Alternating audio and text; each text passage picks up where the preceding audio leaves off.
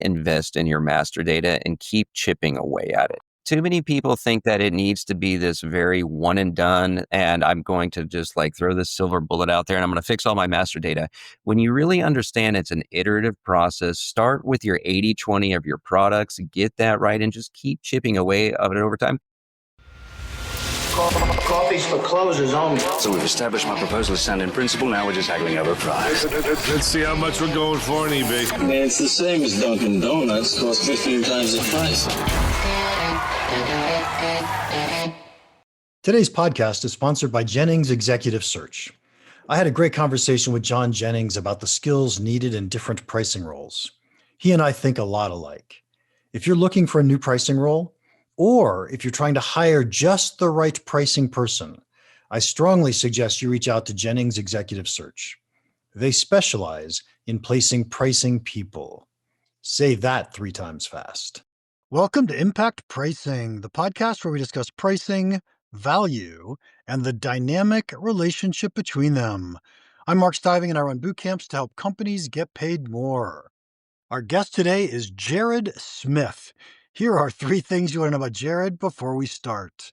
He is the CEO of PriceSmith. We're going to learn more about that in a minute. He's an adjunct professor at Oklahoma State nowadays, and he did a stint at Vendavo, which means we're probably going to talk about pricing systems today. Welcome, Jared. Hey, thanks for having me again, Mark. Good to see you. Hey, my pleasure. Remind us all, how'd you get into pricing in the first place? You know, way back in the day, after I got my MBA, I went to work for one of the academy companies. I went to work for Pepsi, actually, Frito-Lay North America. And I find myself in a group there called Growth Ventures. It was kind of like a business within a business. And, and at that point, I was managing a whole P&L, about 600 and 650 million. And pricing came onto the plate. It was just part of the job. And, I like to think I had some data chops back then, way back in the day. And I remember someone telling me, he's like, hey, you know what? You should be in pricing. And I was like, I don't even know what pricing is, right? As with most things, Mark, you just fall into it, right? And so after I left Frito-Lay, then I went to work for a building distributor as part of a transformation team in a private equity business. And we focused on pricing, and going from B2C to B2B was an absolute shock. You absolutely, there's no relationship sometimes between it, but I think that really just started the whole thing around, hey, I'm learning about pricing. I went to go study it in school, and that's just kind of how it all started up. As with everybody, you just kind of find yourself in it and keep on doing it because there's such a love for it. Yeah. So what did you see as the big differences between B2C and B2B?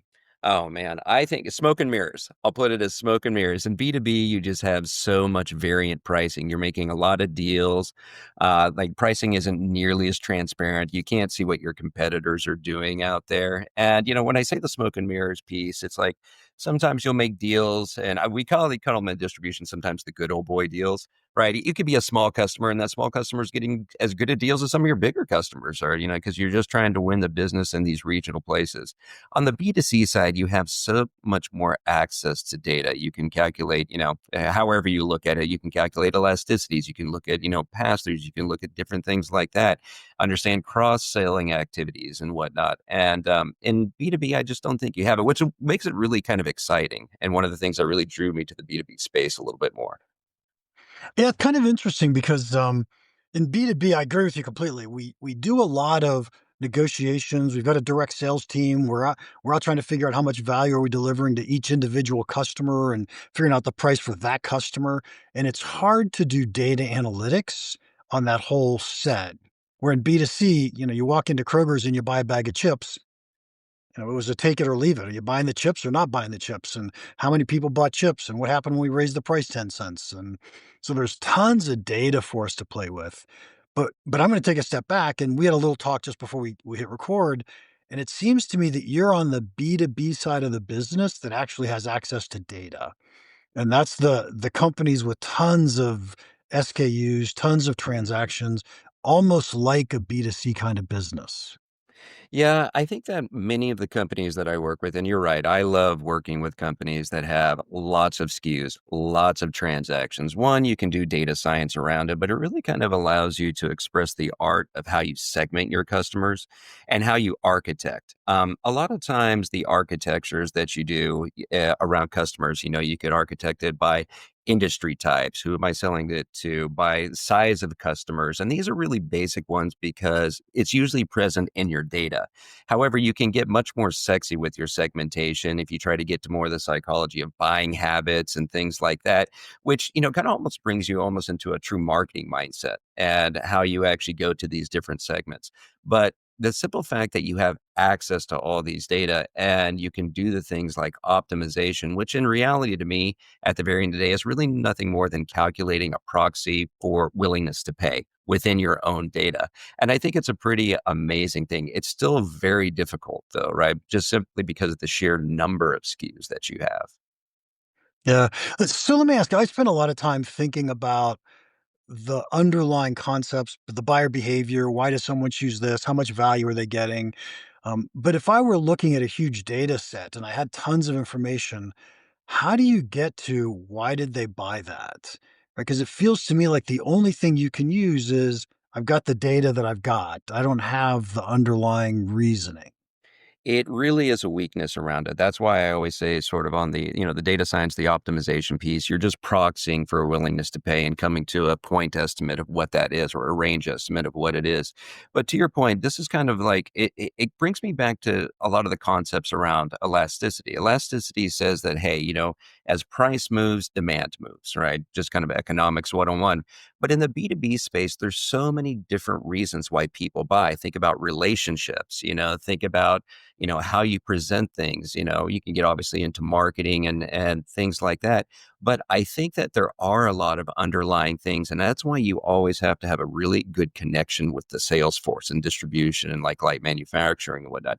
If you don't understand how those two things are playing together, then I think you just really miss a big, big opportunity because they'll kind of go off on their own and exact different procedures and processes and sales things that are kind of independent of that affect your data and how you analyze it. So lots of underlying things that go along with it that you can run blind to if you're up in the ivory tower of pricing. Yeah. So just to amplify what you said, Matt, think about B2C for a second. Coke advertises a lot. Mhm. And theoretically, if they stopped advertising, sales would drop, and that has nothing to do with pricing, right? It just has to do with how much are we advertising. So if we take that in the B2B world, I think a ton about, well, how are we communicating our value to our customers? And if we haven't gotten salespeople trained to truly communicate value, then we can't capture the prices. And so I think those prices are just, there's dynamic's not the right word, but I usually use the phrase context driven pricing. So how well have I explained my value? What's the situation this buyer is in in today's situation? Yeah, yeah. And so all of that would drive. Yeah, I think that you're right on to something with there, and I think that in a lot of distribution places, especially where things are, and I hate to use this word, right? You've seen it in your shows many times, commoditized, right? And I kind of like use it as an overgeneralization for it's a very competitive situation, right? There's a lot of people offering a lot of different things, and one of the key things I often ask the clients I to work with it is like, what makes you different? And like 100% out of 100 times we have better service, right? And I'm like, do you really? What's your delivery times? What's your on service pieces and things like that? And you know what? I think at the very end of the day that a lot of times in a lot of these industries, and depending on where you're at in distribution, you can be in a really competitive piece where you're benchmarking a lot and trying to explain your value. I think is something that a lot of companies don't do. I worked with one CEO one time, and one of the things he said, he goes, "Yeah, our value comes from our portfolio." That we have this breadth of portfolio. We have 100,000 SKUs that we can offer so we can be a one-stop shop. And my question back to them was, so that allows you to charge higher prices just because you have, more breadth? And I was like, I don't know if I really believe that. I don't know if I'm someone, I don't know if I really care that I can just, get one invoice from you. Is that really value? And I think that, finding that in distribution spaces can be a little bit tough. Yeah. Yeah. So I think the service thing is a really good one Hmm. if you can prove it.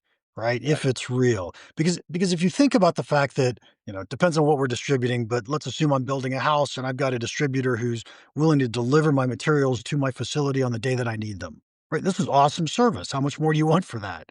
Right? I'll pay for that service. But are you really delivering something of value? And I define value as the result of solving problems. So the question is, what problem are you solving for me?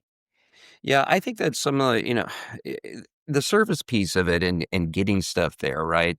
I do think that there is something about it, to your point, if it is true.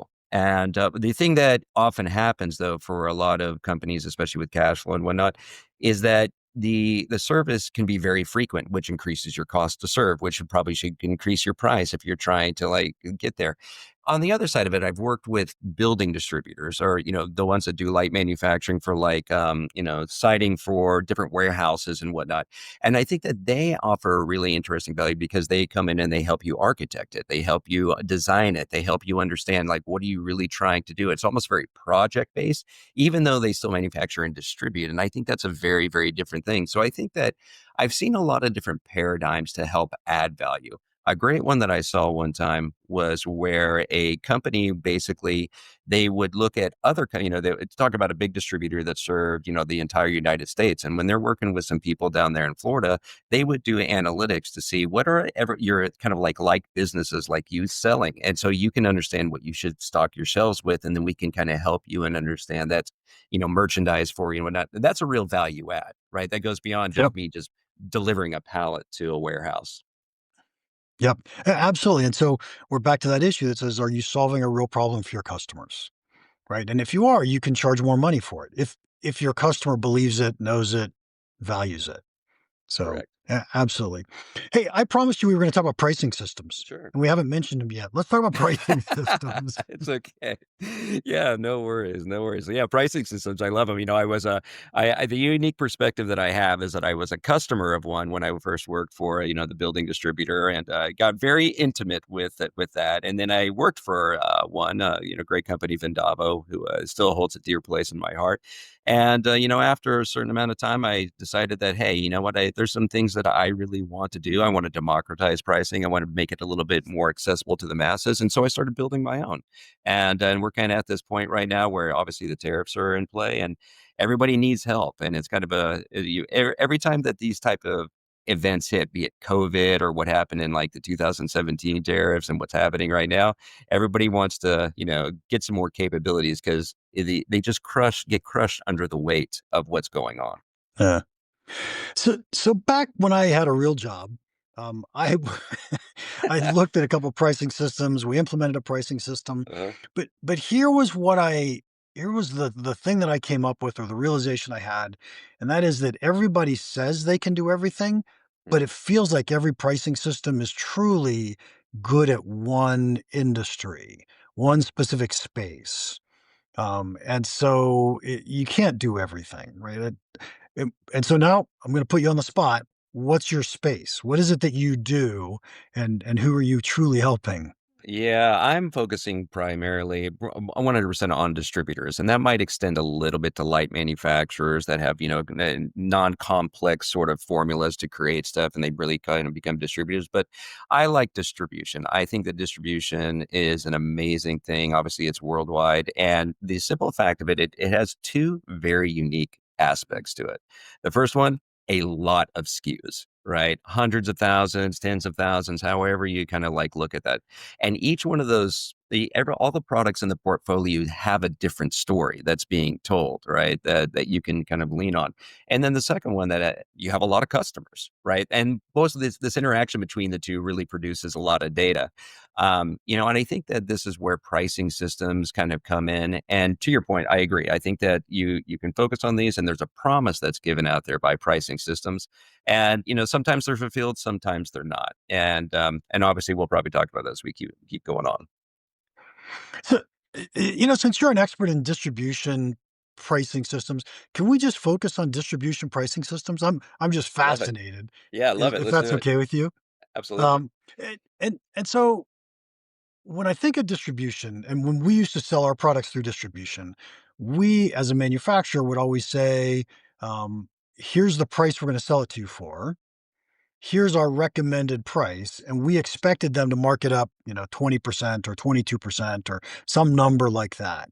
But the distributors truly had choice on what prices they wanted to set. Hmm. Now, what are you doing? Are you managing their output price based on their input cost? How are you managing that relative to what the manufacturer recommends? How does a pricing system manage all this?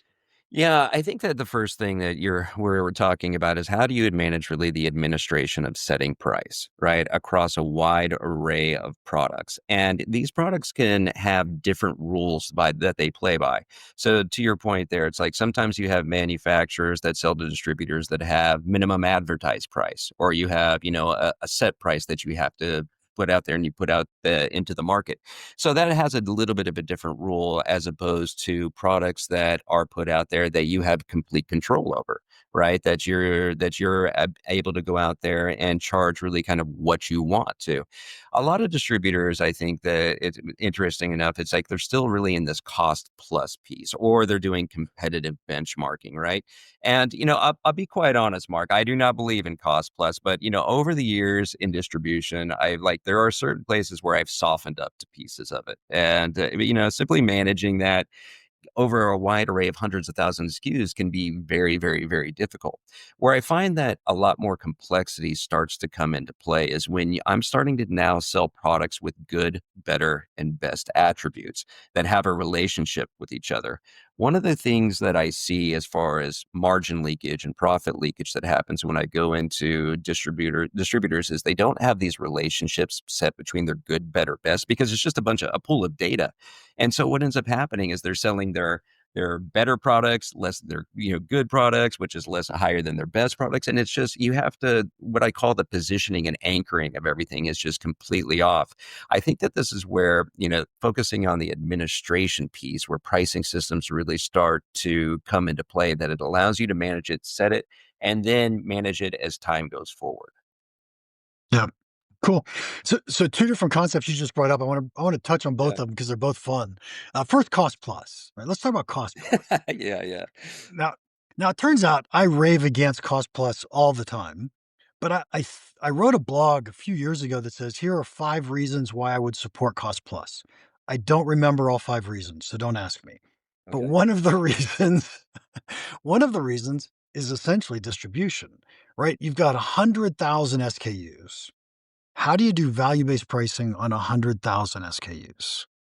I don't think you can. I think Yeah. that again, this is where, when you bring in the data science piece and you optimize, because you can optimize 100,000 SKUs. Now, hopefully your data can support that type of activity, meaning that, hey, I'm going to go do a data science activity and, you're going to have a garbage in, garbage out situation if it's not, the data is not good, but you can do it. And a lot of companies actually do that and they trust the output and the results, right?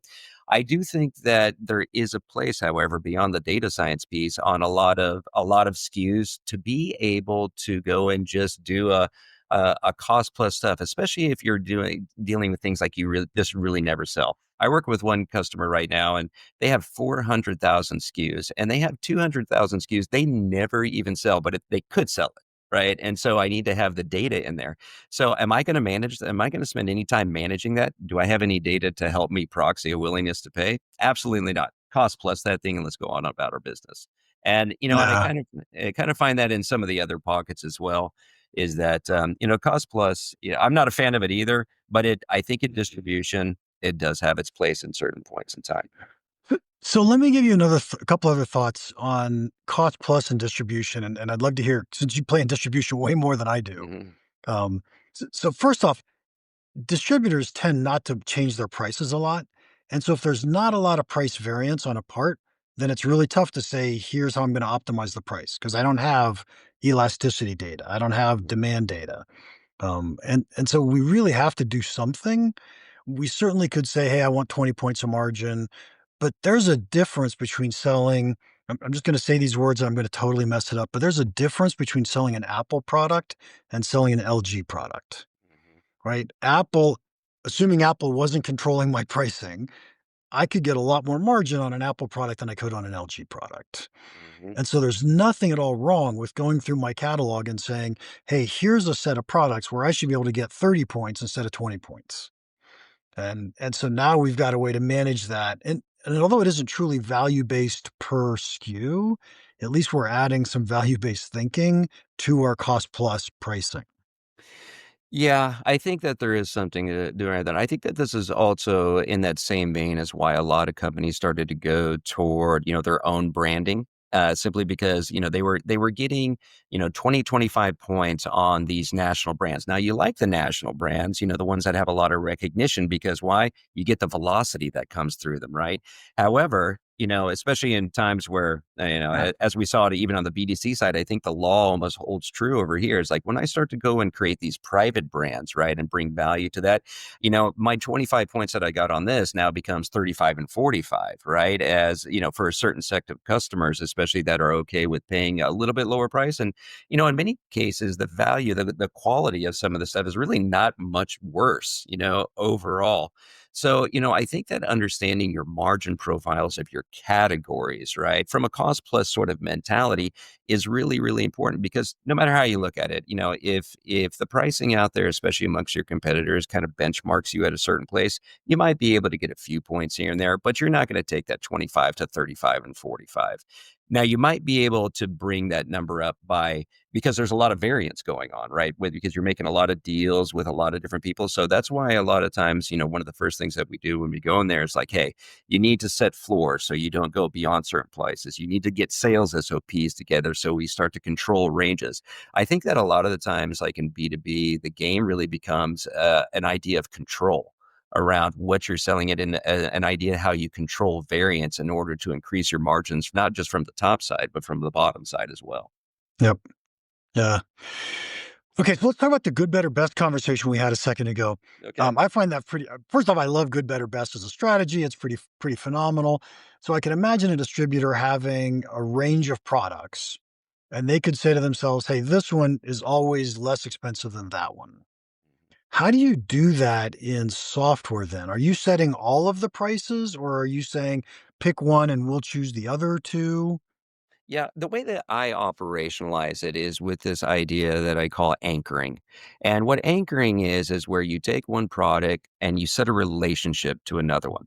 The easiest anchor that you can have is a concept I call line item pricing. And I kind of use this like in shingles. You have red, yellow, green, and blue. Right. As a consumer, I expect all of those to be the same price. So if I am a building distributor and I sell hundreds of different types of shingles and I need those all to be the same price, then what I do is I select one and then in the data, I anchor it to that. I anchor the other 999 to that, right? And so every time I change that one, it changes everything. This is great. It's efficient. It keeps it accurate. I'm not managing everything independently and it reduces error, which also can reduce customer confusion. The second piece of it, you can extend that to this good, better, best piece by saying, hey, I have an anchor item and say I'll anchor on the good item. And then my better item is going to be 5 or 7% more. And then the next one will be, 13 or 14% more. And now I can start to manipulate these different percentages right now to kind of get me more into the good, better, best psychology of how I'm going to maximize different things. Now, I will be 100% quite honest. I do not think distributors do this very well, and I think it's a place where there is a lot of opportunity for them to get better. But in the software that we build, that's exactly kind of what we do. We use this anchoring concept to say, hey, let me anchor it to this, let me anchor it to this. And that way I keep the relationship intact, over the course of all these data and transactions. Okay, let's talk about the but by the way, that was a great answer, I loved it. Uh, Let's talk about price segmentation for a second, Okay, yeah. if this is okay. Yeah, yeah. In the world of distribution, can I charge 2 different customers 2 different prices? Absolutely. Absolutely, you can charge them 2 different prices. Yeah. Because you're Okay, trying to so because you're what trying to theoretically maximize your willingness to pay. If one's willing to pay 100 and the other one's to pay 90, you're trying to maximize where those come out there. Now, how you define those segments, that's a whole different thing. okay, and how do you help your clients do that? Yeah, I think honestly, I think the first step in this whole thing, right, is really understanding who the customers are and what the differences between them are. And the third piece of it, which is usually the constraining piece, is what data is available for me to define these pieces, define these different segments. Now, I can use something. I usually think that for like a level one sort of approach, this is to take, different customers and divide them into kind of like sometimes different industries. Are they government? Are they, logistics? Are they this? And you can kind of understand. And oil and gas is a great one because, if you're selling parts to oil and gas and their machinery goes down, their willingness to pay is through the roof because they got to get the stuff like up and going again. Right. So you can kind of like take it like that. The other segmentation that often happens is also customer size, right? And it goes to it's a volume buy. The more you buy, the less price that you get. Doesn't always happen in reality, but that's more of like volume segmentation overall. I think that there's more advanced segmentations that you can bring in that get a little bit more into customer behavior that you can start to couple with what I would consider more marketing efforts. So if you use, the concepts of like recency, frequency, and magnitude, what is my true purchasing behaviors? What am I bringing in? How can I really connect with my customers and start to give them offerings or bring them back into a buying behavior? I think that's starting to up level your approach to this. But, that requires, more advanced marketing efforts. That requires, different types of investments that a lot of distributors don't really have because they're really doing Marcom activity, which is developing catalogs and telling you just what I have available to you. So usually the first piece of it, industry types, customer sizes, and product segmentation is usually the first step. And many times that can be absolutely sufficient. Nice. Do distributors publish prices for their products, or do Sometimes. customers call for quotes? It's a little bit of both. It really depends on the industry. I think that, there's definitely there's quoting going on for sure. Now, how does that quoting actually happen? Getting back into pricing systems, that could be, sophisticated with a configure price quote system, a CPQ, which I absolutely love. We don't particularly build, pure CPQ systems, but what we do build is systems that allow you to print a catalog price page that are, that are very unique for each one of your customers or customer segments or customer types. So, one of the big fears that happens in distribution is nobody likes to print price pages, right? Because it's out there and it's going to be, and the salespeople are going to give it to the competitors and it's going to create a price war and bring everything down. I don't know if that really is true and it really happens. Yeah, will they leverage that information to try to get a better deal like anybody would, right? I think that is. But if you can defend your value, you can defend your price. I think that it's out there. But prices are not very transparent in the B2B world. But I think that's changing a little bit, especially as distributors get into more omni-channel and bring in more of an e-com and try to capture that channel of business out there.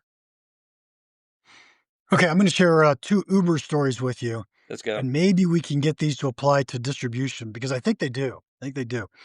So my first one is I was on an $80 Uber ride to a little town called Pahrump in Nevada, Okay. and I didn't know where the airport was. So I'm trying to. I had parked my airplane at the airport there.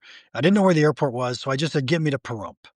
And so I'm on an $80 Uber drive, and on the way there, I have plenty of time to figure out where's the airport. And so then I said, "Okay, I really want to go here instead of downtown Pahrump. It's like a mile away." My $80 Uber ride turned into a $100 Uber ride because we added a mile. Now, what happened? Right? What happened is I changed what I wanted and I had no chance to switch to Lyft, right? I am only using Uber for this next piece.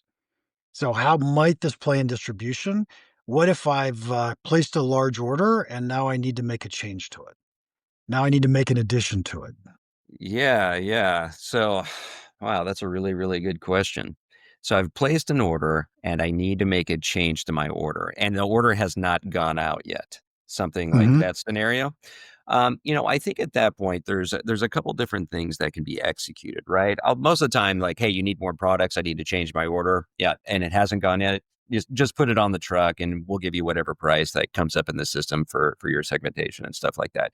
The other thing that can kind of happen is like a salesperson can use the opportunity to understand that, hey, there's an upsell opportunity coming in here. Maybe what I can do is I can get you into a half truckload or a truckload and give you a discount from there and start to push that out. I think that, most ERP systems and most point of sale systems can handle that type of stuff until it actually gets onto the truck and is scanned in. And so I think that's pretty easy to react to. It really now becomes more about, hey, what else can I bring? What more value can I bring to it, or can I get some more stuff in there to help you get a better price point or get a better value point? Okay. So that's not the way I was thinking, Jared. Okay, I was okay, all right. thinking I was thinking you want to add this? Absolutely, here's the price. And the price I gave you happened to be 10% higher than I would have given you had you put it on the first order. Right? No, Uh, I'm not telling you that. I'm just putting it on and adding that price to it and setting that yeah, price to it. yeah. I don't know. I don't know on that one. I don't think I'd see that. I don't think I see that one very much. Uh, But just maybe a I can understand that. possibility. It's a Okay. possibility. Here's the second one that I really love. Good. Do you use Uber, by the way? All the time. Okay. Do you use Lyft? No, because I'm just married to Uber. It's my preference and I Okay. know it. I'm very familiar. I have customer preference for Okay. it. So now I happen to be the pricing guy for Uber. I'm not, okay, but I'm the pricing guy for Uber, and I watch Jared's purchase behavior, and every time he says, "Hey, what's it cost me to go from where I am to point B?" he just takes the ride. So I know he's not comparing prices between me and Lyft. I can start to move Jared's prices up because Jared's a very loyal customer, right? He never goes somewhere else. Yeah, I definitely think that happens. I definitely think that happens. I think that if you don't get any sort of like pushback, if there's no signals being generated that says, hey, if I'm always going to order with 100% acceptance, then I have, I would like to think that I have sort of pricing power. There's this whole thing that the benchmark that I've always heard in distribution, like, hey, you can lose like 10, 20% of your orders. And when you're losing around 10 to 20% of your orders, you're finding the sweet spot of maximizing your profitability. Now, I don't have any mathematics around that, right? But I definitely understand the concept around it. So if I'm never shopping, if I'm always accepting and I'm always going, then I would say, yeah, you could inch forward until the point of pain comes. And at the point of pain, now it's getting back to exactly what, I'm already done the decision I'm going to do something, but now at the point of pain, now it's becoming, okay, maybe I should reevaluate and I should do a which one decision. That concept that you're very familiar with, obviously. So, I think it's completely valid. And I think that airlines have been doing something similar to that for years, right? To people. So I definitely think it's definitely a profit maximization strategy and very valid. But, there's also risk of attrition once the pain starts to set in for your customers. The good news is you attrite one customer at a time, Hmm. right? It isn't like I just did all this to all my customers. It's, hey, I'm watching all my customers. These guys have every time they've asked for a quote, they've ordered what they've asked for a quote for.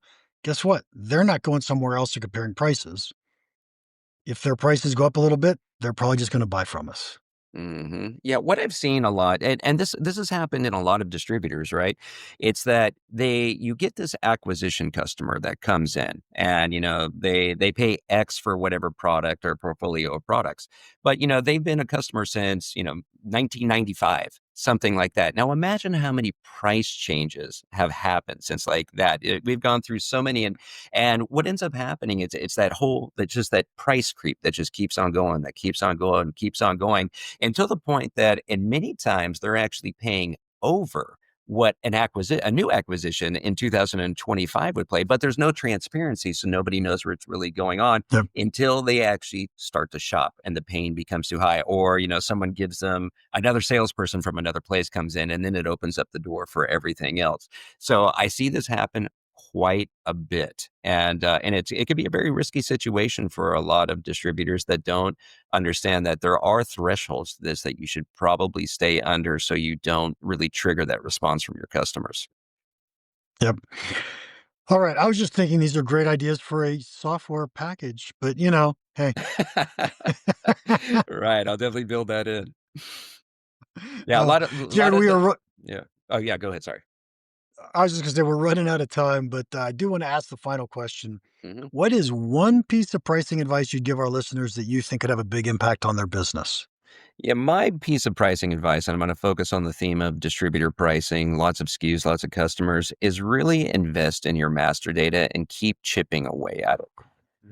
Too many people think that it needs to be this very one and done, and I'm going to just like throw this silver bullet out there and I'm going to fix all my master data. When you really understand it's an iterative process, start with your 80/20 of your products, get that right, and just keep chipping away of it over time. I kind of like it. It's like having braces.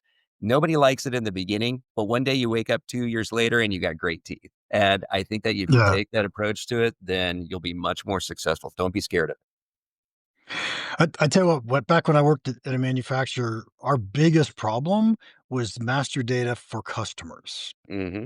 So we would have HP in 5 different ways, and you had no idea that it was all the same customer. Yeah, yeah. So Very common. it is just insane. And so I agree completely. Jared, thank you so much for your time today. If anybody wants to contact you, how can they do that? Yeah, just contact me at jared@pricesmith.com. Love to talk to you if you have any questions or, want to chat about anything distribution, large SKUs, just give me a ring. Excellent. To our listeners, thank you for your time. If you enjoyed this, would you please leave us a rating and a review? TGG from Amazon left me this review. I had the opportunity to meet Mark in person when he spoke at my private equity firm's recent kickoff about pricing strategies.